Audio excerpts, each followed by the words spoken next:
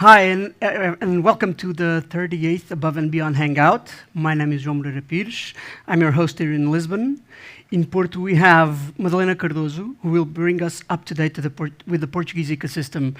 Madalena, ready to get this party started? So hello everyone and welcome to the 38th Hangout. So today the theme is how to pitch to media. So we are very excited about that. We will break down how startups and incubators can engage with media to boost awareness, build credibility, find investors, and unlock new opportunities. Before that, we will also have some pitches from startups. But first, let me talk to you a little bit more on how the ecosystem is going and what's coming up. It's official. We have brand new vouchers for startups, new digital technological products coming out, made just for you and your project. This third call is bringing 30,000 euros in funding for beneficiary to fueling groundbreaking digital projects. Plus, with expanded criteria, even more startups can get to this on this action. Applications are open from March 17th to April 24th, so don't miss out if this makes sense for your startup. Also, we have one very special business abroad. So we are heading to Expo 2025 in Osaka. So if you're planning to expand to Asian markets, Japan, this is a good opportunity for you. So check out the application form in our pages because the applications are only until April 13th. Other than that, another great benefits for employees and board members from startups that are recognized by Startup Portugal, if you still don't have your recognition, you can do it in our website, is that you can now officially register for the EFC, Tax Incentive for Scientific Research and Innovation. So basically, you can check it out on our website, but be aware that the registration must be done until March 31st. Also, lots of things, I know, but bear with me. Applications for Heróis PME 7th edition are still open until the end of the month, so hurry up if you want to apply. The winner secures direct access to the Road to Web Summit, which is an initiative by Startup Portugal and Web Summit that grants you an entrance to Web Summit, in which you'll be representing the Portuguese delegation, which is awesome. Unlocking membership, networking, and place among the most promising startups on the global stage. Last but not the least, SIM Conference. I'm sure you've heard about it in previous Hangouts on social media. So I hope today also your feeds are full of pink because we did a D-Day and we've published a lot of things about SIM Conference. Make sure to get your ticket. So SIM Conference is a conference that focuses on investors and startups and the matching between the two. And we have a special discount for the ones attending this Hangout. Because this is a 38th Hangout, we have 38% discount using Hangout 38 in our ticketing page. So make sure to secure your ticket and stay tuned to everything on our social media regarding SIM Conference at simconf.com. So, João, I think this is it. Lots of things about the ecosystem brief. So let's get started on the first speech there in Lisbon. Thank you so much, Madalena. Now that we're up to date with the ecosystem, we must give stage to a couple of startups to pitch. Starting here in Lisbon, please welcome Teresa, Xavier, and Tomás Sequeira, co-founders of Shar. Round of applause for them.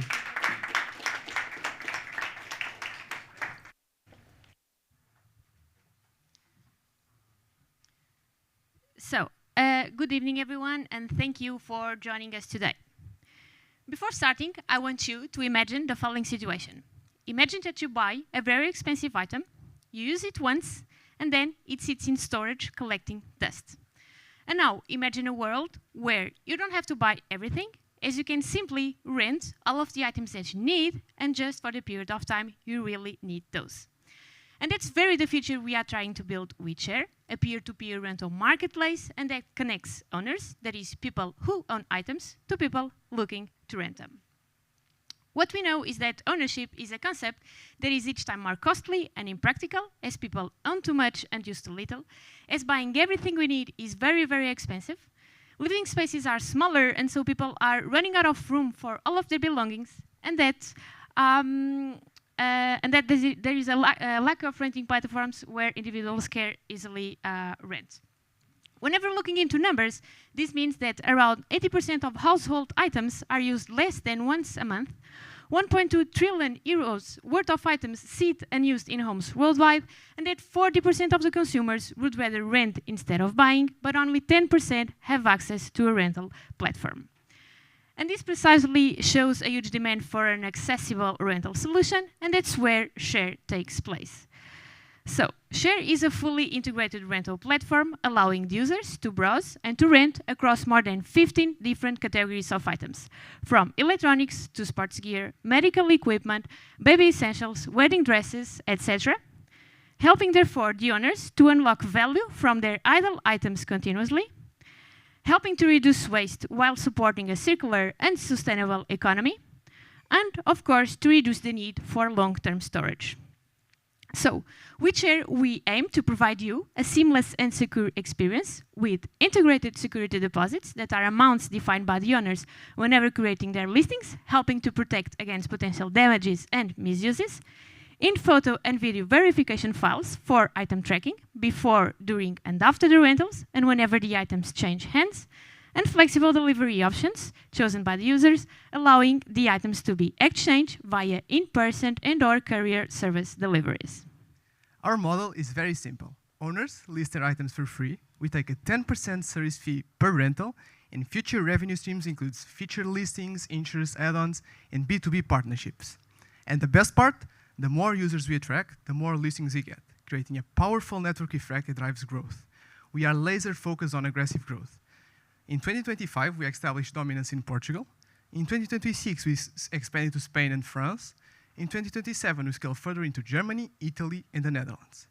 The rental economy is rapidly growing, and Europe presents a massive opportunity. Portugal alone has 7.4 million e-commerce shoppers. And if just 10% are open to renting, that's a total addressable market of around 740,000 potential users. Spain, France, Germany, Italy, and the Netherlands represent an even bigger market, with a combined 206 million online shoppers. And if just 10% are open to renting, that brings the European total addressable market to around 27.6 million potential users.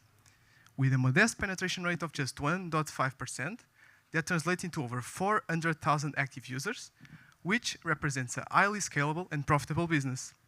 Regarding our business case and focusing on our future European expansion ambition, in 2025, we reached 4,000 active users, generating a total of 77,000 euros in revenue. In 2026, with expansion into Spain and France, we reached 69,000 active users and generate a total of 1.7 million euros in revenue. In 2027, further European growth will bring us over 400,000 active users, generating a total of 12.7 million euros in revenue. Behind this vision, there's me, Tomás, and Teresa, a team of just 2 people, but with the ambition of more than 100 to make it happen. We've had the pleasure of being featured by multiple news outlets, highlighting Shar's drive to revolutionize the rental economy. We want all of you to start redefining how people think about ownership and joining us in making renting simple, sustainable, and affordable. Join us in building the future of consumption.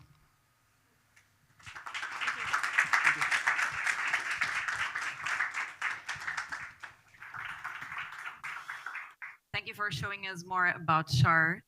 So next up, we have a pitch here in Porto. Let's call to the stage Nuno Almeida, co-founder and COO from Braining.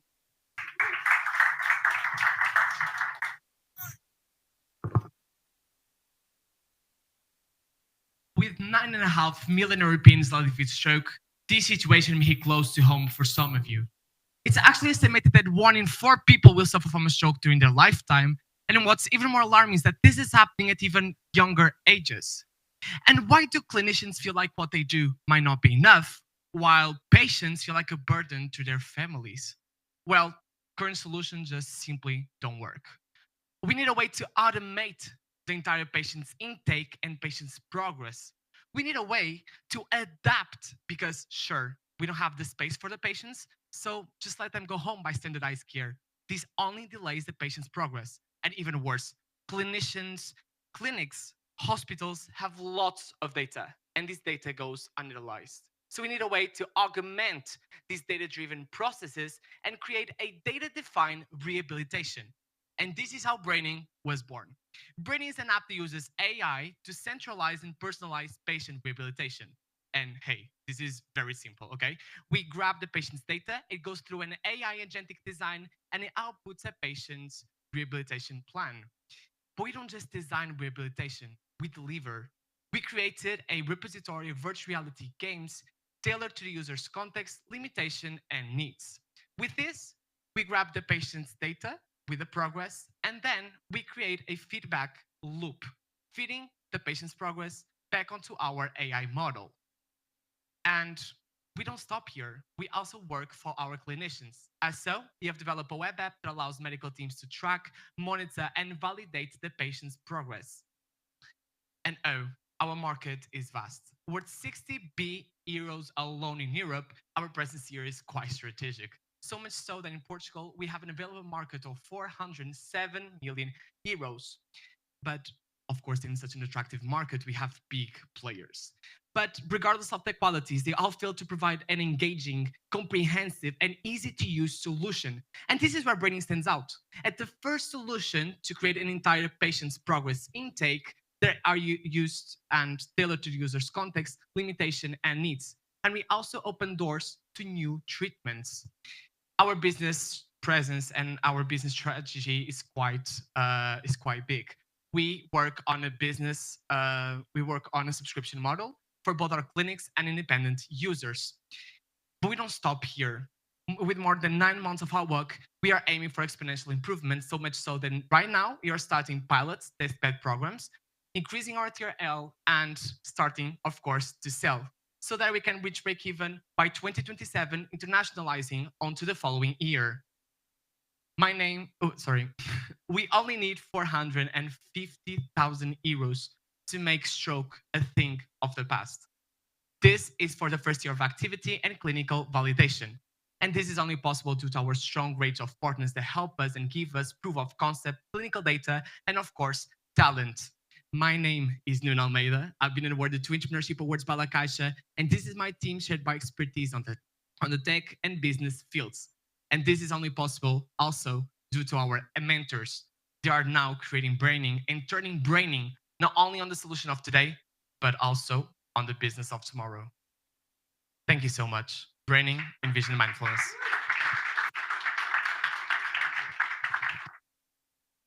Thank you very much, Nuno. Let's end strokes. Awesome. So let's move to our panel discussion. So I'll call to the stage our very own Head of Community and Communications from Startup Portugal, Manuel Pestana Machado.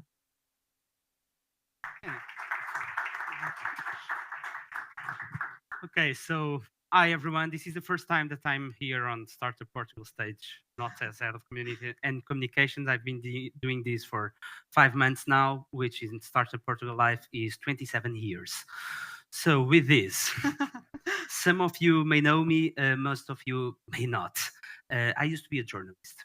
I wrote in some magazines, and my last job as a journalist was at Observador as a journalist for tech and startups. I used to write a lot about tech and a lot about entrepreneurship. I went to a lot of web summits, a lot of conferences, so I heard a lot of pitches. Some were good, some were very, very bad. Today, we have here 3 people that used to pitch me stories. Some were very successfully, others were unsuccessful.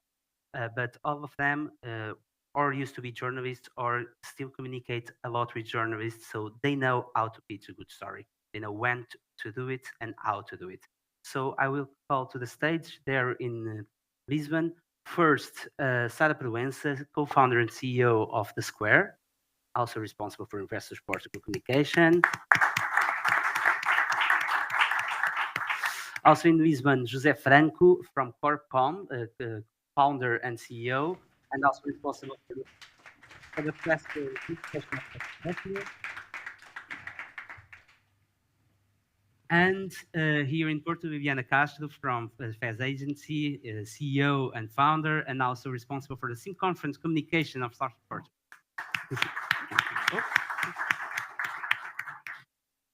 Okay, so hi everyone. It's difficult to see some people there in Lisbon, but I hope you're seeing me well. We can see. And here also. So I have a lot of. First of all, I introduce you, but I want to know a little bit more also about you, just for people to know what we're going to talk about. So first, about you, Sarah. Apart from all the things that I said, anything that you want to add? I started as a business analyst, so my career also changed a bit. And then I lived in Brazil. Then when I came back, I founded the Square, and the Square is almost 8 years old. So we've been working in PR for scale-ups, for startups, tech companies, and nowadays we do mainly all the sectors. So I'm a mother of 3 girls. And that's it. So I'm now with the day-by-day management of the agency in Portugal and also in Spain. Thank you. And Viviana, the same question to you. Yeah, so my name is Liliana. I am the founder and CEO of Fez Agency. Actually, this year we celebrate 10 years, so it's a really happy moment for us. I worked as a co-work manager for a few years. Then I worked at Startup Braga, and then that was the moment where I understood that the tech ecosystem was building and everything was evolving really fast, and I understood the opportunity. So basically, nowadays we are focused on communicating technology and innovation, and most of our clients are tech companies. Thank you. And last but not least, Jose. Hi, Manuel. Hi. My name is Jose. You can call me Zé. So I started my career as a journalist a long time ago. We didn't have the internet, but we just got the internet more or less in 95, 96. And I mean, besides my career, I founded Corpcom 18 years ago. And we have been working with a lot of startups since the last, I don't know, just 18 years, from early stage until unicorns. And I have did a lot of pitches to Manuel when he was a journalist, most of them successful. And thanks for the invitation to be here to share some of the experience. And my last time I was here on this stage, I was playing with my rock and roll band. So that's why what I do when I'm not working and with my family. Okay, so if someone has a guitar at the end, Jose promises. I play bass. Bass, okay, Yeah, so I don't know nothing about music, and startups I pretend to know a little bit. So, but with this, Jose, what makes a pitch stand out to journalists for you? Well, last time I did kind of sharing my experience. I did it a long time ago. I mean, in the last years, even in international events,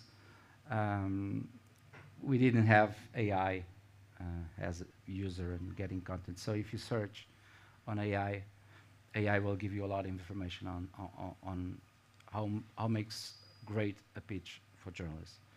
The most important thing that you should do is to be honest, to be concise, to be very objective, not to speak a marketing language, but speak as a journalist language. So facts and be very concise. Share some of great things that you are doing, but avoid to be, over-promising, like we are going to be the next Uber, and these type of things that journalists, they don't like at all. And I think that's it. So if you have your selling arguments, like you do when you are trying to get an investor or a potential client, a prospect, it's the same thing, but it's probably the most difficult selling when you're selling your own story. So be humble. Try to avoid, like these jargons and complexity, and explain what you are changing, what you are adding value for the market. Journalists are normally professionals that have a lot of information. They received a lot of emails like, hey, I'm the best guy doing this. And so try not to be this centric person. And, and I think, and try to hire a PR agency. So when you guys need it, it's not rocket science, but we know how to do it. So that's it. And they know how to do it. As Jose was saying, the journalists do receive a lot of emails. When I say that 100 emails per hour can be some number, yeah, but this is a real number that happens a lot of times with journalists, especially when their emails are public. Sarah, do you want to, Sada, I can say this in Portuguese, I do not use the accent. Sada, anything to add to this that Jose said?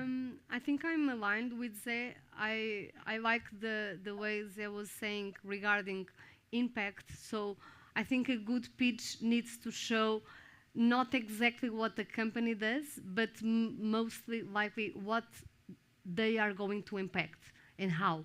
So I think journalists are looking for stories, for relevance, for impact, and how this company or startup can improve the life or others or other companies. So I think the pitch should be a lot in impact and not only on our own story on our own business and services. So talking in others, I think it's a good way to reach journalists and to get their attention.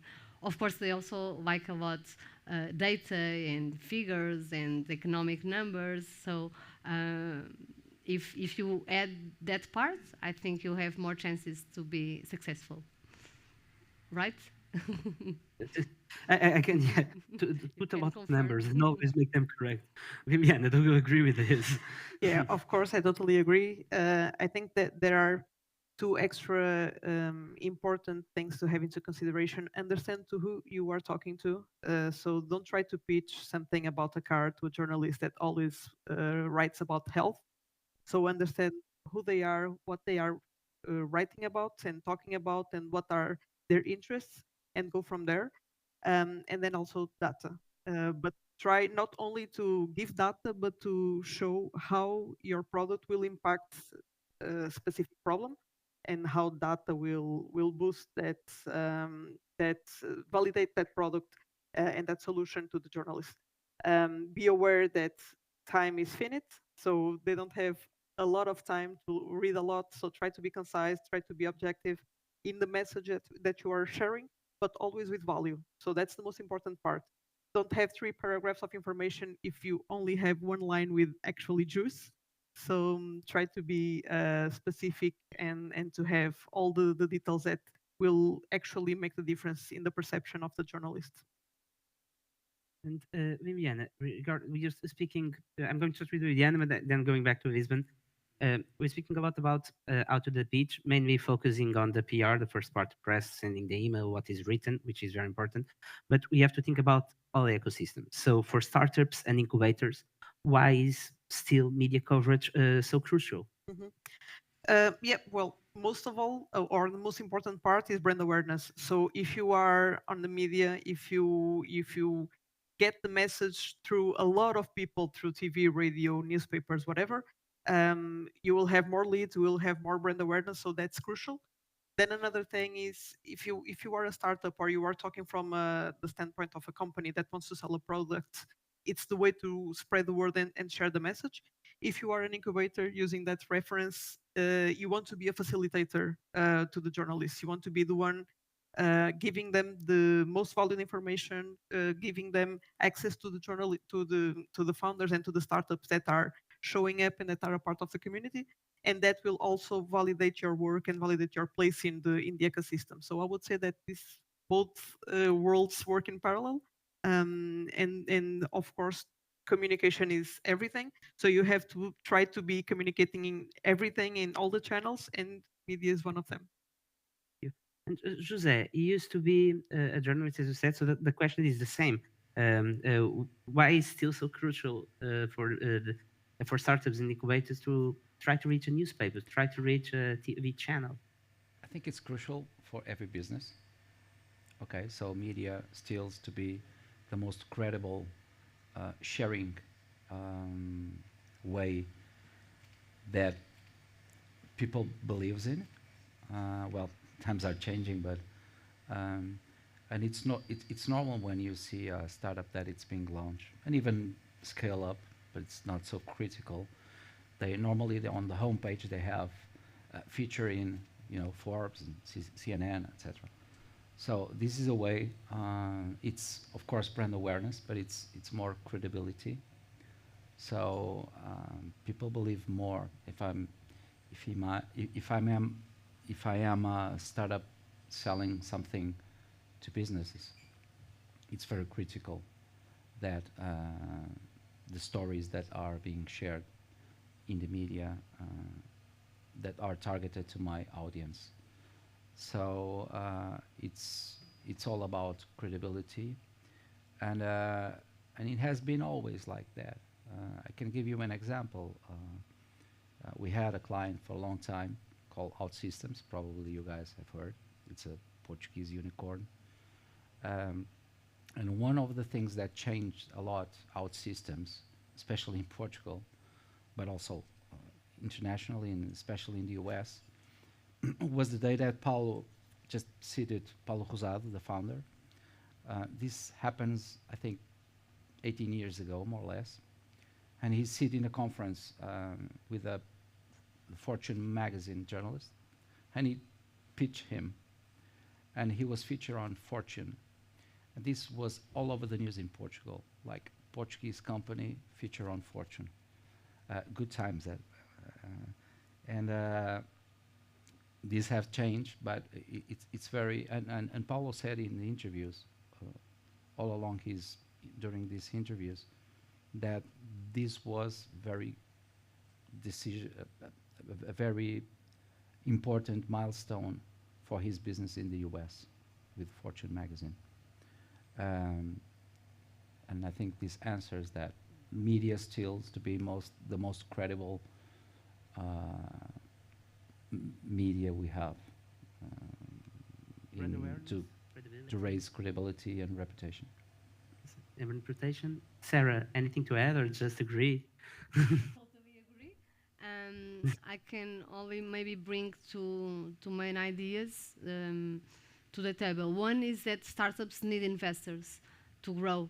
So based on what Liliana and Zé were saying, you need to have good credibility and you have to have good reputation since almost day one, since the very beginning. This will help you being exposed to potential investors on those companies. So I think it has a lot to do with reputation. And then what I feel is that when you show faces behind the business, when you show who are the founders, what is their experience, what they believe is really important to those startups in terms of I'm going to create something really good for someone. I think this is important. It inspires others, and I think that's why startups need so much to invest or do internally PR. And also for the incubators, they will be exposed to what they are looking for, and so you create a shorter channel between incubators and startups. So I think of course, it's our job, but I really believe it has a real value for those companies. Thank you. And regarding this value, timing is everything in everything we do, but especially now coming back a little bit more to founders and startups, when and in what stage of a startup development should a founder start to think about pitching to media? And I just want to add, because kind of my experience, I remember founders pitching me ideas that they had but were not developed. And I remember having ideas that came from Liliana, Jose, and Sarah, also that I thought, why I'm just hearing about this now? They already exist like 1 year ago, and this is a very good story. So when is the timing, Sarah? Is that normally startups reaches after the first round of investment. Nonetheless, we had other experiences with other startups that didn't have that first round of investment. And what I feel that is crucial is that you need to have your product proved. You need to already understand a bit of the market, who is your target. So I don't think it's a thing to do in the first day, in my view, of course. And you need to give some time and to give some maturity to the company. So I would say that it depends from company to company, but I would start pitching after I have something to tell in terms of sales, in terms of my plans to hire people, my plans to growth, because those are the questions that the journalists will do to those founders. So if you don't have something to give them, it's frustrated for the journalists and also for these founders. So I would give, and it depends, it can be 1 year, it can be 2 years, so it depends a lot on every startup. Thank you. And Viviana, regarding everything this, I was seeing you agreeing a lot. And if I also may add to the same question, the timing also can reflect the period that is happening in the newsroom. Do not pitch when the government just fell in the country, for example. I was going to say that. Avoid the next couple of months. Forget it. Yeah. So a lot of times we have founders reaching out to us saying we have the best thing in the world, so we want to spread the word about it. Then we start making questions, and we understand that they just wrapped up the product. They don't have any clients. They are still using beta testers to give feedback about what they are creating. So that's when we understand, okay, that it doesn't make any sense to do it now. And we try to explain the right moment and the things that we need them to have the answer to, so we can then work on top of it. And the answers are basically, we have clients, we have validation of the product, we have eventually we are raising money, so we have something specific to tell to VCs. We have a product or a solution or whatever that already has an impact in the market. So that's basically the right moment, is understanding that you already have something. So not an idea, not something that you are building, but something concrete that has feedback, that has validation. So I would say that that would be the right moment. When you say that we reached out too late, it's because most of the time startups that are starting, the founders try to do everything. So they try to do everything themselves. Then they don't know how to do it. They don't have the time. They don't have the contacts. So when they decide to go to an agency to support them with the PR, most of the times it's already after the ideal time. So that's also something that happens a lot. So we have to put in the balance the reality of the timing of the startup and then the reality of the timing of the journalists. And if it's something is happening in the country, it's something that you need to have into consideration in the moment that you are going to reach out. And then again, you need to be sensible about the moment during the week when you send the email, when you try to call, when you try to pitch them in an event. Try to understand that Mondays and Fridays are not ideal, for instance, that afternoons are not ideal also if it's the first time that you are talking to the journalist about it. So there are different things that you start learning when you start to have the contact with these people and understand their dynamic, their agendas. So it's something that you are, in the beginning you don't know how and why, but you start understanding and you start creating a dynamic with. And then on top of that, actually try to build a relationship. And this is something that in our team we really try to do. This is not a transactional relationship. It's something that, of course, you need the journalist to publish about what you want to communicate. But then on the other side, you need to understand that they are people, so they have interests. Try to accommodate that. Try to have a relation with them about other things that not I want to pitch when I want you to write about what I need and what I want. So yeah, so at the end of the day, I think that it's an understanding of what's the right thing to say in the right moment to say to the right person to hear. So I would say that that's the way to go. But the only thing that I kept from this conversation is no news in the next 2 months. Jose, you are our press agency. We have a press to go tomorrow, I think. No, but grabbing this, do you have anything to add? Like, this is not the moment to pitch stories. Can we still pitch stories? Anything? I have regarding been this? pitching the media since the last 20 years with startups, a lot of startups, more than 150. And in the last 10 years, well, we had some media that are covering stories about entrepreneurs, even if they don't have a complete product, even when they are beta testers. Of course, you need to have a product. You need to just go to market should be, of course, validated before you pitch a journalist with a story. But there's a lot of opportunities, and it depends on what's your goal specifically. So, I mean, the first stakeholder you want to impact, of course, it's investors. So sometimes you need to start communicating before you have some investors. Or I strongly suggest that you have simultaneously you have been pitching investors when some stories are being covered with the media. And there's a lot of angles to pitch a journalist, not specifically with your product. There's a lot of angles and creativity that you can find. I have a lot of stories. I mean, I can share here or just after this specific talk. But I think it's possible to pitch the media before, and not when you have a Series A or pre-seed funding operation. And it's not, as I said, it's not the rocket science. It depends on the content you have, depends on the story.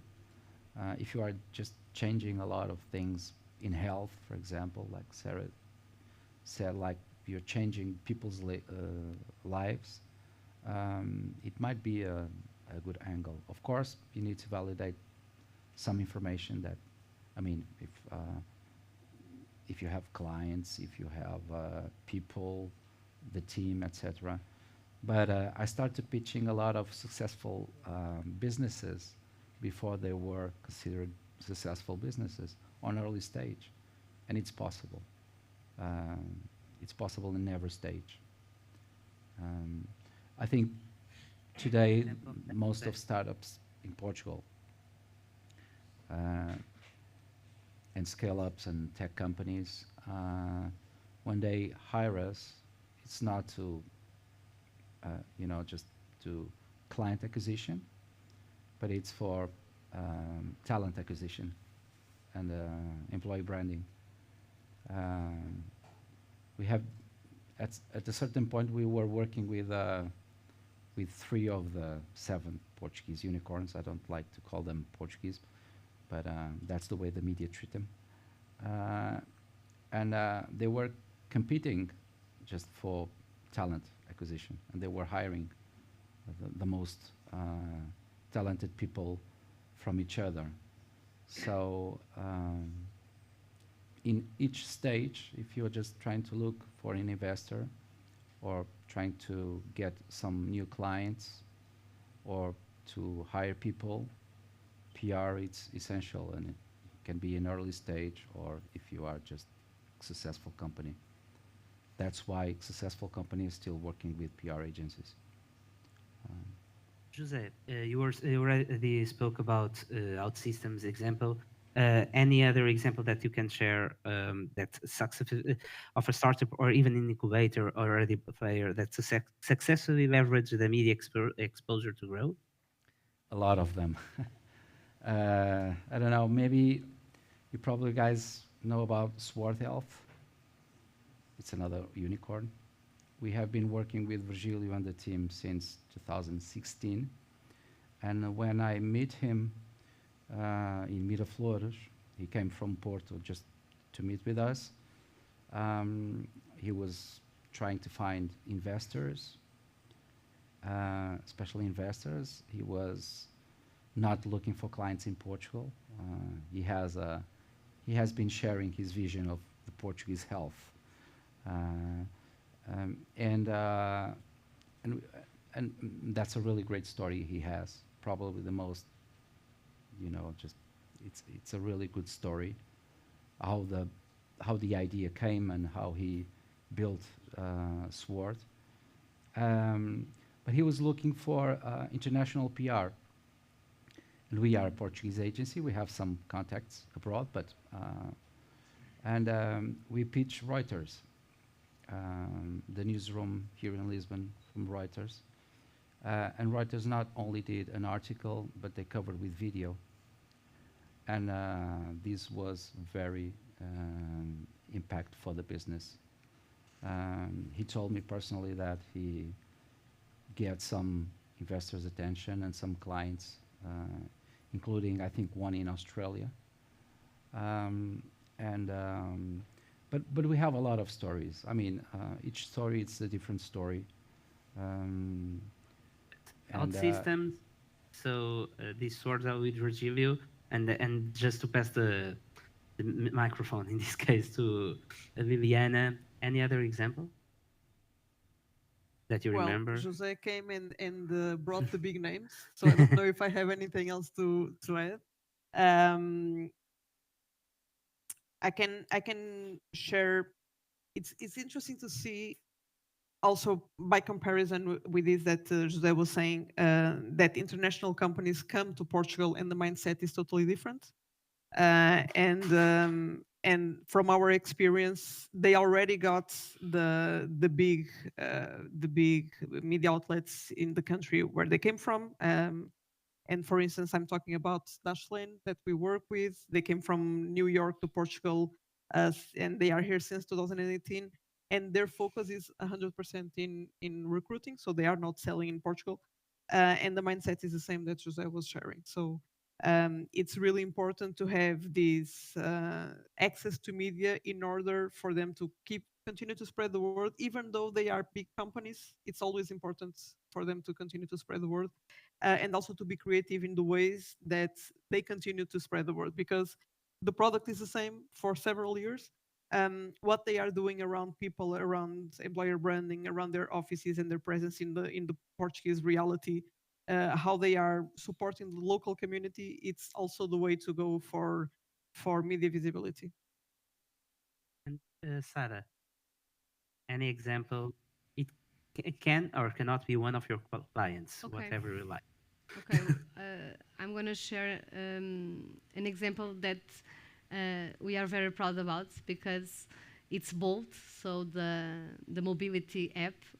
When they entered in Portugal, Uber was already here, and there was a huge fight between taxi drivers and Uber, the brands, and the local legislation was already being created. So when they entered in Portugal, the news were really tough and all negative against Uber, and we were entering with another brand.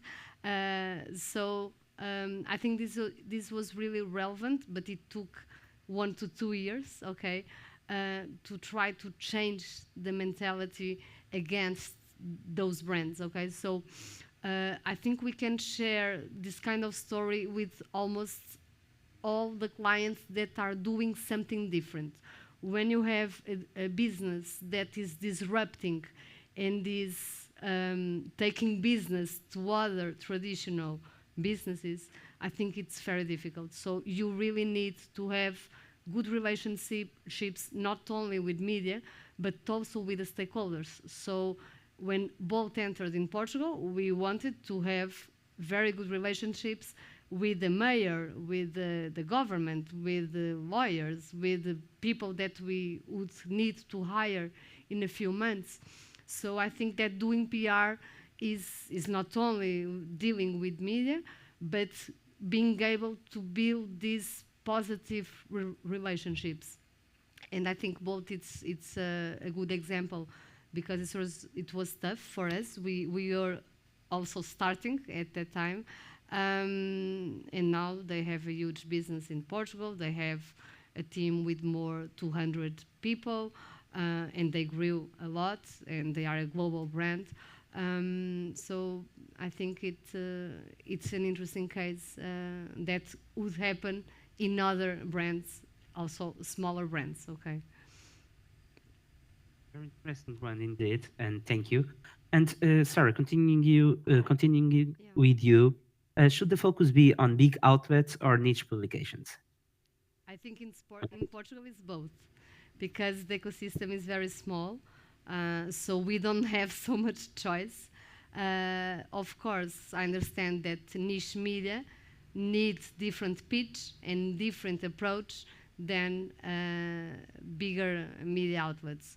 And I think you need to have a strategy to reach both. So I don't see why we should exclude. And in fact, I think it's okay to include all the media. You only need to know how to work with different media and with different size media and with understanding what they're looking for. So in my opinion, you should include all the kind of media in your pitches and in your approaches. Jose, do you share this idea, or should I just speak with some small niche publication if I'm, for example, pitching both foods, or if I'm representing or speaking for out systems, just trying to speak with Express or maybe a CNN? No, I think are both important. It depends on the story you have, depends on the audience you want to reach, uh, but especially depends on the story you have.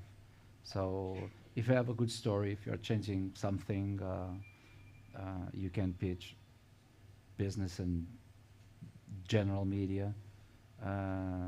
If you have something more specifically on that industry, I know you can reach more niche media. But as Sarah said, uh, we don't have such a landscape of outlets in Portugal as we have in other countries to be, just targeting the message. But it's are both are important in every stage of the business development. Liliana, shoot a story everywhere to every media, as everyone is saying. I was seeing you agreeing with this, Yeah, or maybe another I idea. 100% agree that we should reach out to the niche and to the big ones. Inside the same campaign, you can have like different messages going to different outlets and different journalists. And this is something that you just have to think strategically. If I'm talking about something super specific, the niche outlet will be important. If I want to talk about something more broader, about the impact that we are having in the market as a whole, investment numbers, and all of that, you can go to bigger outlets and not specifically to the niche ones where you can talk about the product. So I'm 100% aligned with the Lisbon guests about the way to do it, and that we should use all of the resources that we have in our power to continue to spread the word and to reach the right people. Thank you. And now we're tailoring the perfect pitch, who to pitch, how, when, but we are speaking a lot about media outlets. I already dropped some names like CNN, Expresso from here in Portugal. I could talk even about Politico or Tech Trends and examples. But social media still exists. And how does it play a role in amplifying press conference, Liliana? Um, I always say to my clients, you were published in Public or Express or whatever. That's amazing. Now you just need to ride the wave. And social media is also a way to ride the wave. Use that coverage, spread it on the social media profiles of your company. Um, if you are if you are the CEO, if you are the founder, or if you are a part of the company that has a voice, use it in your personal profile. Make sure to boost it as much as possible, because as Jose said a while ago, it will validate you as a founder and validate your company. So you have the coverage, which is great, but then use it and continue to showcase it to other people. And don't forget that people that are already following your profiles, they are already interested in what you have to say. So continue to validate your profile close to those people with the media coverage. So I would say that social media is a tool that you have, a free tool most of the times that you have to continue to spread the word and to use media in your own advantage. Any favorite one nowadays? Channel? Actually, LinkedIn. LinkedIn. Okay. Yeah, I always had a profile, but I'm a quiet person, so I was not out there, and now I'm feeling the need to be out there and to spread the word about my company and about my media coverage. So it's also something that even most of the times I'm on the other side, I'm supporting my clients, but sometimes I need to be in the front stage. So yeah.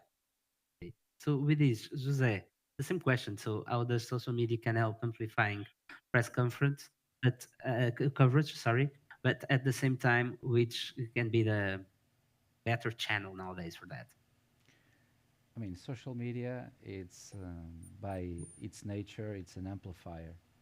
So of course you need to share that with your community, your people, your employees, your investors, and all the people that you want to associate with the brand that it's talking about you. And as more relevant, it's the brand. As more relevant, it's the impact on your audience. And I think LinkedIn, of course, being for businesses, if for investors or employees or potential employees or even customers, I will say like, of course. But if you are talking about B2C businesses, you can share also with the other networks. I'm not going to talk about X network, but I will say that, of course, TikToks and Instagrams, etc. It depends on the business, depending on your goal, but it's always an amplifier, and you should, of course, use it for your own purposes. Yeah. Do you share the same idea? Maybe going to speak about blue sky. No one is speaking about blue sky. I've been crazy about that new social media, but at the same time, I know the risks that can come when we're trying to approach another channel and we already have so many. Sorry. So how does a press coverage?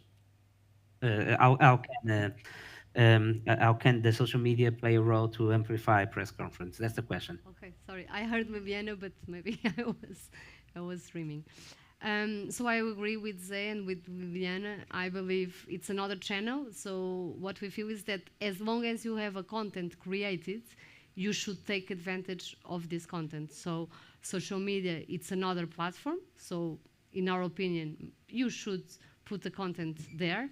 And others, if you have a website, why not putting on your website that you had that coverage? I think it shows credibility, even in the wall of the office. So we have some clients that put some of the good results they have in print media printed in their office. So we believe that doing PR, it's a lot related with taking advantage of contents that are already created. So you already invested time, you already invested content. So if it exists, it should follow and be present in all the platforms that the company has available. Of course, social media is not media, and you are more exposed, and you can be prepared to receive some negative comments. But well, it's another conversation. It's a channel that has a lot of haters and has a lot of advantages because it's free. So it's just how to be there and knowing and taking the best of those platforms, I think. There's just a few. Yeah. I think now we have still time. Can Yeah. Can I add something? Yes, Sorry, please. Manel. Just be aware that when you go public, if you want to be relevant for your audiences and if you are start pitching the media and be a successful case, be aware that at this moment, if something goes wrong, you might find a crisis to manage.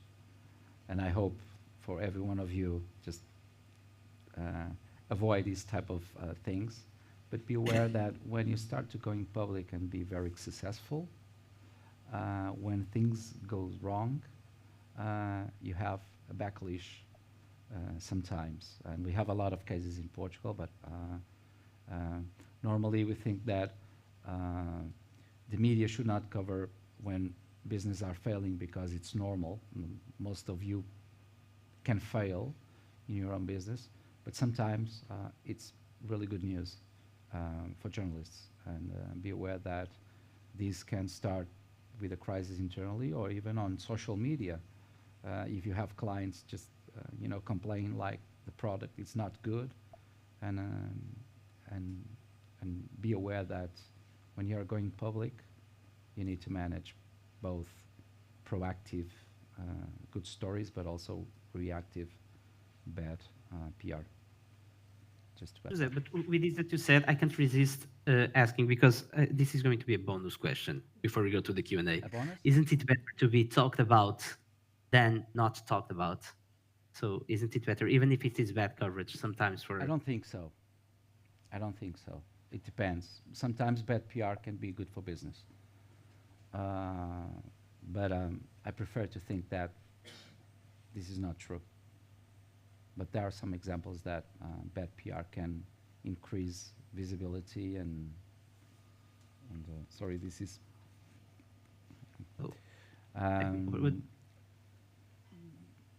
it depends, Manel. But I would say that try to avoid bad PR. It's better people talking about you for the good reason and not for the bad reason. Viviana, also try to avoid bad PR. 100%, yes. I think you need to have a plan if that happens, so to know how to manage and what to do, but never work to have bad PR, ideally. Sarah, the same thing? I agree. I think it's difficult during the lifetime of a company not having problems, not having issues. So as long as I was saying, as long as you are exposed to media and to public audiences, you are exposed to have some negative comments, and these comments can increase and generate a crisis, as you were explaining. So I don't think that not doing big PR because you were afraid of having bad PR is not a good idea. I think in the lifetime of a company, you will have some issues. So if you have a prepared team that knows how to deal with crises, of course it will be part of the business. It will not happen, in my opinion, at least on our portfolio.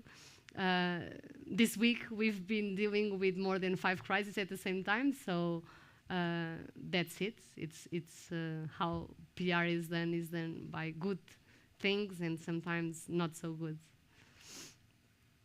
So I think it's a good note for us to end this conversation. Try to avoid bad PR, however, be prepared for it. And we can open the floor to the Q&A. I think I can ask for help with this because there are microphones, and even in Lisbon, I do not know if there's already 50 hands in the air trying to. Oh, the mic is already in the person. So we can start. I can't hear here. We have one in Lisbon. Yeah, we have. Okay. So we can start with that person. I cannot hear the person in Lisbon. I'm going to be. Can you hear me now? Okay, maybe a little bit higher or something with a microphone. Manuel? Hello, guys. Can Yes? you hear me now? Yes. Do you hear? Okay. So first of all, thanks so much for this small talk, and really, it was really helpful for me. I'm a founder of my own startup, and I have a question. Honestly, it's like maybe not question, but can you give me please advice when, for example, I'm speaking with an investor, and he is not familiar with my industry, but he is trying to say to me that, you know, your startup is not unique. Because we assume that something similar already exists. How should I react? Should I be like direct and say, okay, let's first speak with our potential clients, or maybe with someone who already work in my industry? or I should just be silent, keep it like, okay, let's speak about another topic, something like this one. You are pitching to an investor, right? Yeah, because I can say to you, like based on my example, I had several cases, and one of them I was too direct, and I told, okay, give me please example, any other companies who can create something like we are doing. That's why we submitted our documents for patent application. If you are so confident that we are not unique, tell me. And I received, of course, not positive reply from investor. It was like, oh my God, you are asking for money, but how can you speak to me in such way? So maybe your advice. Well, I'm not familiar to talk with investors and how you should pitch an investor specifically because it's a different target than the journalist. The journalist will share your story. The investor will put money on your story. But you can tell them that imagine imagine the amount of investors that have failed because they didn't put money on successful businesses. I heard the pitch from the Shar.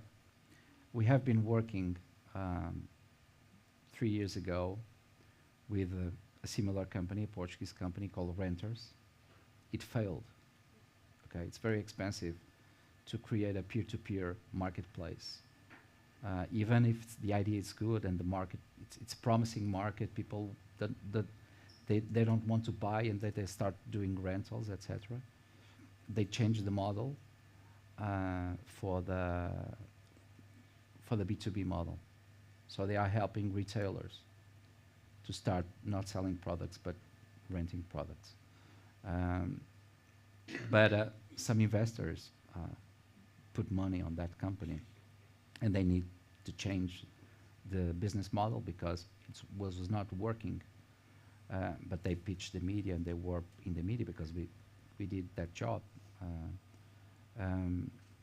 So, I mean, what you should tell your investor is why you are different. Why you are different because there's a lot, probably when you are launching an idea, there's a lot of people around the world launching the same idea. And I think for the investor, what they most want to hear, it's about you specifically. Why? Because you will execute that better than the others. And that, I think that's the most relevant thing that an investor wants to invest, because I think most of the investors that I know, they are not looking for a new product. They are looking for a specific team to execute the idea. Even have a lot of competition around the world. So I think that's what makes the difference. So we should have like our first connections. Liliana, do you want to add anything to this? We should have what our like first connections Sorry. between us, right? Sorry, It's we are not repeat. Sorry. So we should have our like own personal connections with investors. They would to receive their approval. First, I need to receive like their internal approval of me, even not like of a product, right? I don't think they are looking for a product specifically. They are looking for the team that will execute the product, the offer, the business.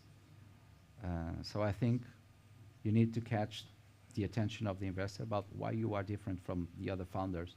They are launching similar businesses like you. I think that's a matter of personal marketing perception that the investor needs to have about you. Why you are going to do doing different the other competition you have in the market. So no, but it's not about VCs, okay? It's not about VCs. What the investors want, it's a trustable team, a talented team that will execute the idea, and not specifically the idea. You know what I mean? Manuel, we have one more question here in Lisbon. Yes, I think do we have any questions here in Porto? One at a time. No. Okay, so let's go to the question in Lisbon.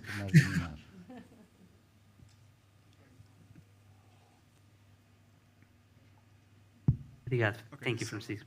okay. So good afternoon. Thank you so much for your time. I've been learning a lot. Sorry, you can hear me now? Okay, good. Yeah, better. Good. So good afternoon. Thank you so much for your time. I've been learning a lot. The question that I have, let's say you have two great stories to evaluate and you needed to make a decision to publish one. What are the main characteristics that you would look for to make that decision?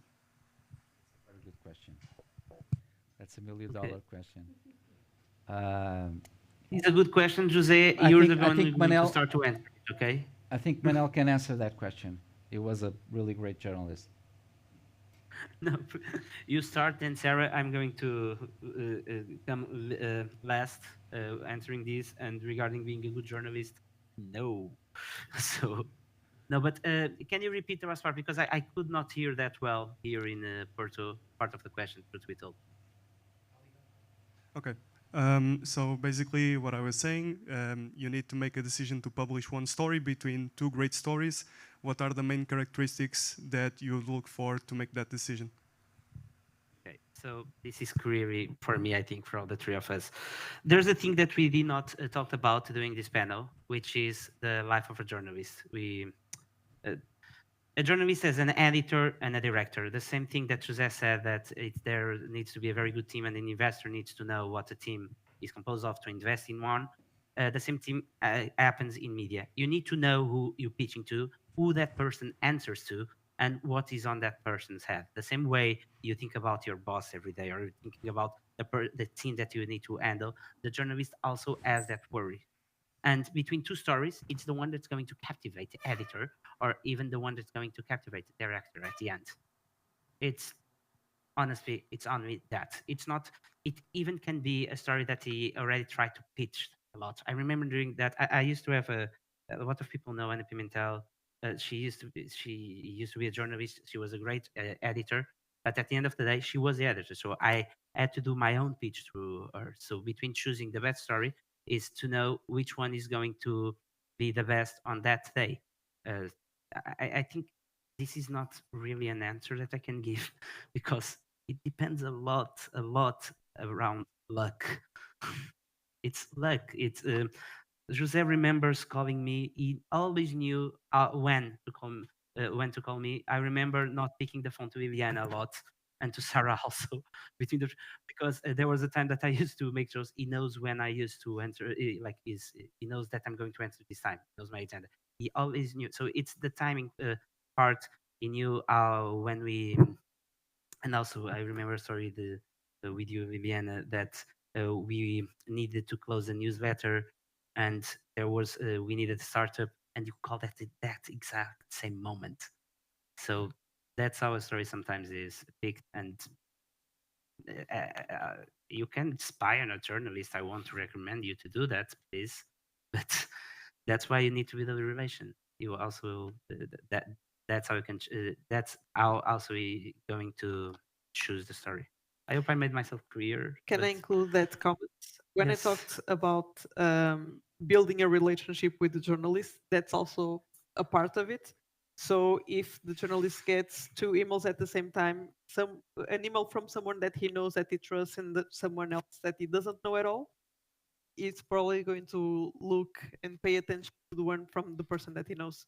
So that's also a part of the effort that founders and people that want to share information with journalists have to do to create that relationship.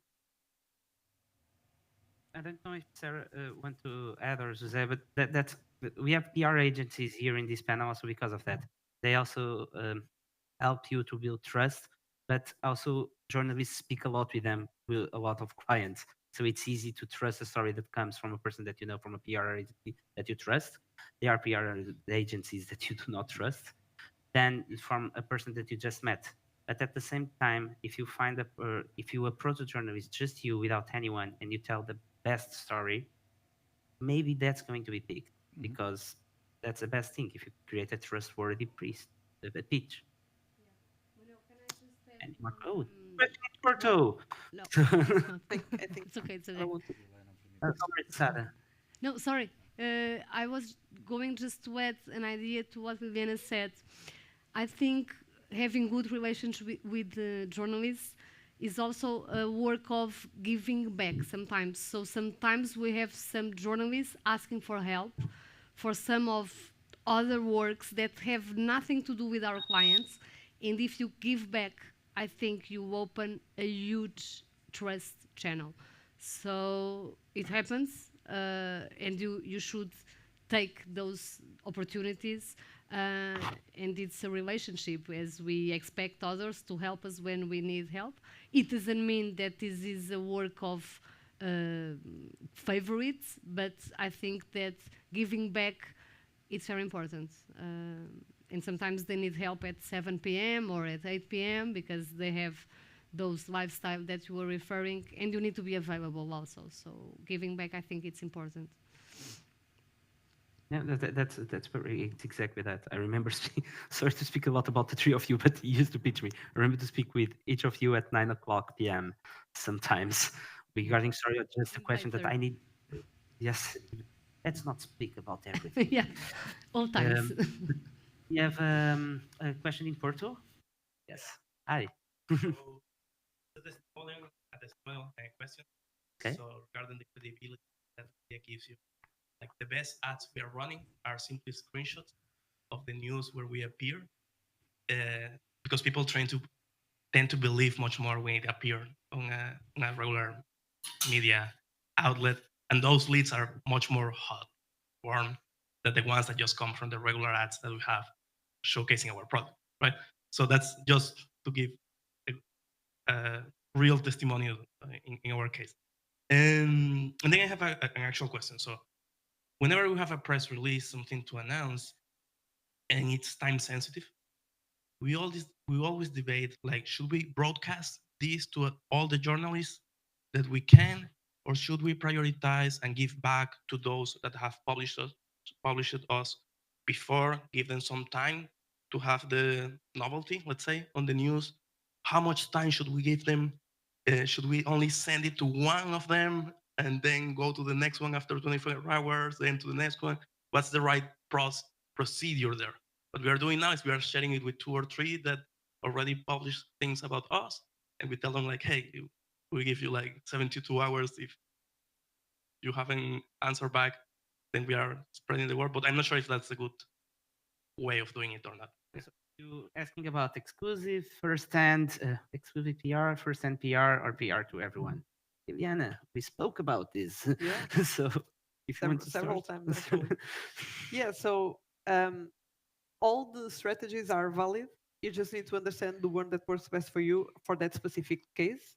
For instance, if you really want negócios because it's aligned, the message is aligned with that media outlet or express or whatever, you can use the exclusive, and that way you will only get that coverage, but it's a big coverage. Or you can do it the other way, like you have 72 hours. It's in Portuguese, it's embargo. You give it with embargo to them. They have till that time, at that hour, to publish, and then after that you launch to everybody else. And this way you will get the big one, possibly get the big one, and then get all the others. Something important to have into consideration is if you already have media coverage like from Monday, and then you are still on Thursday trying to get more coverage, probably is not going to happen because it's already not news. It was news on Monday, it's not news anymore. It can happen for a journalist to see that information and say, okay, it's really interesting for me. I don't have the time to pick it up to this week, but I want to talk to you about that next week. And they are committed, so that it's something that might happen. But always try to have a strategy where you understand that the first like 48 hours are like the big time for your campaign, and after that, let's see what happens. But there's no right and wrong for the different possibilities that you mentioned. There's no right and wrong. You just need to understand the one that makes sense for you, for that campaign, for that message that you want to share. So I would say that's the way that you need to look at it and analyze it. I like this topic because it's one of the best approaches. It's to give an exclusive to a journalist is to guarantee that sometimes you get the story published. To give to everyone, it's not a guarantee. Yeah. Jose and Sarah, you also have very good thoughts about this because I know that you used to offer both options. we gave you a lot of first hands when you were at Observadores. So, no, I agree with Liliana. I think it depends on what you want to do. I believe that you can give a first hand to a journalist to give him a specific content, or because you already have relationship, or because he has been covering the story and you want to give the continuity of the story, so you can give him a first hand. But then I believe that you should spread the press release to everyone. So I think it's crucial to give the information to every journalist at the same time. I think it's honest. And as we said before, the ecosystem is so small that if you are choosing journalists, you can have a problem, because the journalists know each other, and it's normal. So I think the information should go to everyone, in my view, of course. I almost totally agree, but it depends a lot. Okay, we have been doing a lot of different strategies for different clients. It depends on the content. I agree that every journalist should be aware of the milestone, but I think you can work also on exclusive basis, because if you want just to target a specifically media that reaches a specifically target audience, and you can give the approach and the exclusive way. And I will suggest, of course, for you guys that are starting, try to avoid press releases, try to do only exclusive stories when you have a milestone to do, creating this goodwill with specific journalists that are key for your successful lifetime business. This doesn't mean that you need, if you're just trying to create awareness for something that everyone never heard, and launch a press release without, just personalized to specific journalists, you probably have zero results. So it depends a lot. You should think first the content you have and how you can work that content specifically with the media, and decide that. But yes, normally when we have a relevant milestone, like just a funding Series A, you can have a first-hand story with a specific journalist, and with interview something, just more extra content, and then with embargo, and try to do embargoes with journalists. It works better than it's better to do a warm-up approach than to a follow-up and call them, hey, I sent you yesterday the press release. It's not a story anymore. So try to prepare the journalists and give them exclusive information. Will help you on your success in media exposure. Very, very good question. A very good moderator will have this question here. It was not, so thank you for asking this. And with this, I think we reached the end of this conversation. It truly was a pleasure, Sarah, Jose, and Viviana, to share this with you and to talk about all these things. I hope we helped all of you to know how to make the perfect pitch to media. João, back to you. Thank you so much, Manuel. Please give a round of applause to our panel. You can say, it's just some closing remarks. So allow me to share the Startup Portugal's gratitude to our partners who make these events possible. I will kindly ask you to applause Investors Portugal, come on, Ferroviário, where we stand, 351 Portuguese Startup Community, UPTech, over there in Porto, Porto City Council, Sograp, and Superboc Group. Please don't forget to apply to SIM Conference and use the discount code Hangout38, 38, all caps lock. It was a pleasure to be your host this evening, along with Madalena over in Porto. Subscribe to our newsletter, and let's have a drink.